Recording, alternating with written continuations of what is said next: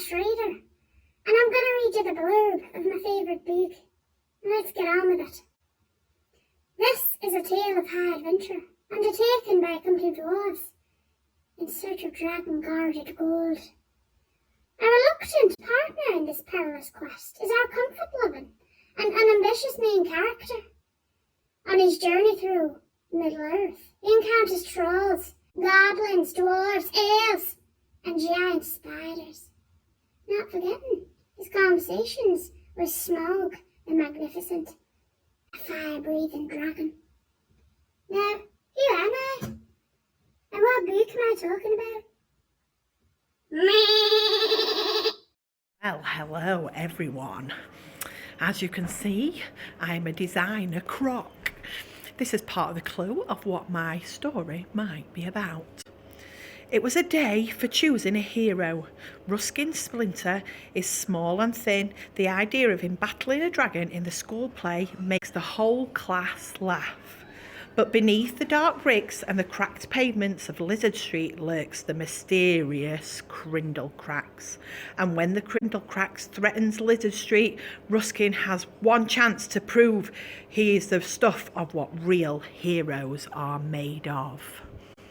See you soon. Bye. Matilda's parents have called her some terrible things. The truth is she's a genius and they're the stupid ones. Find out how she gets the better of them and her spiteful headmistress, Miss Trunchbull, as well as discovering that she has a very special power.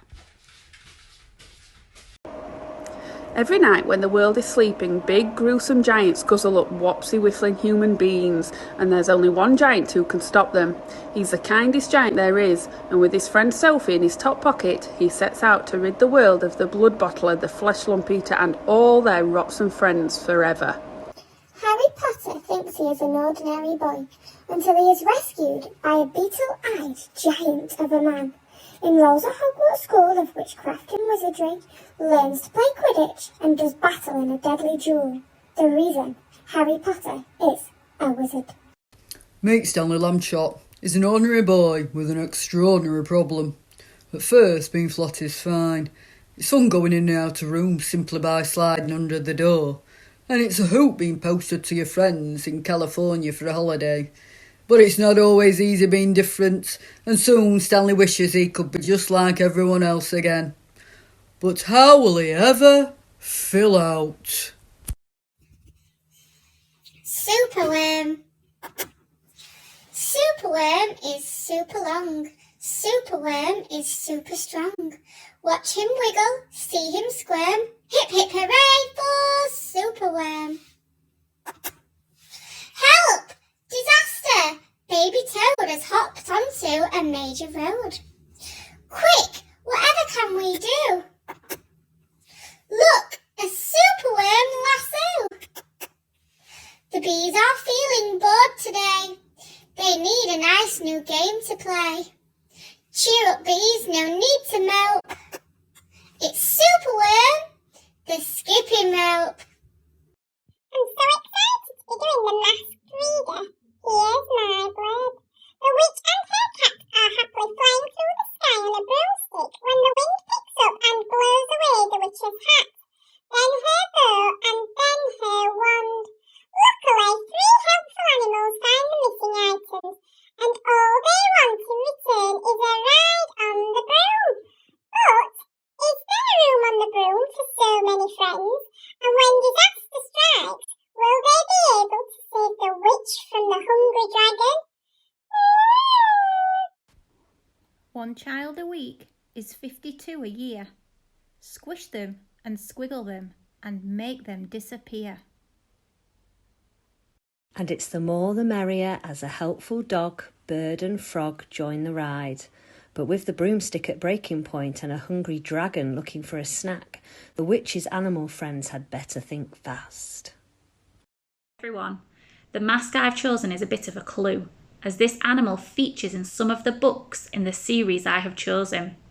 So listen carefully to the blurb of this spooky story and see if you can figure out which book it belongs to.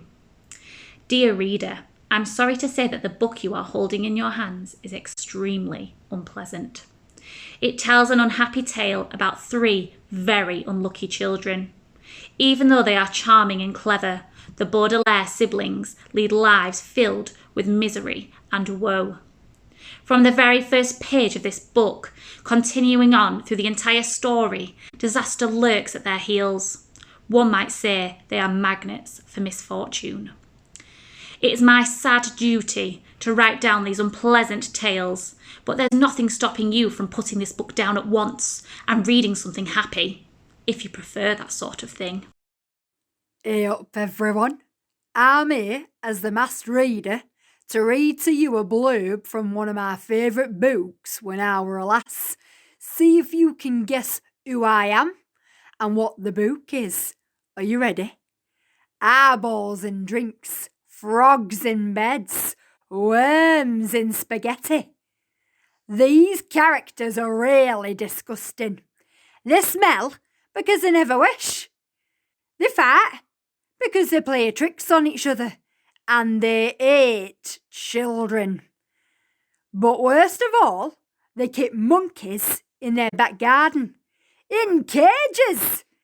It's time for the monkeys, my pals, to get their revenge on these two most revolting creatures. Here is the first paragraph from book number 4 of one of my favourite book series of all time.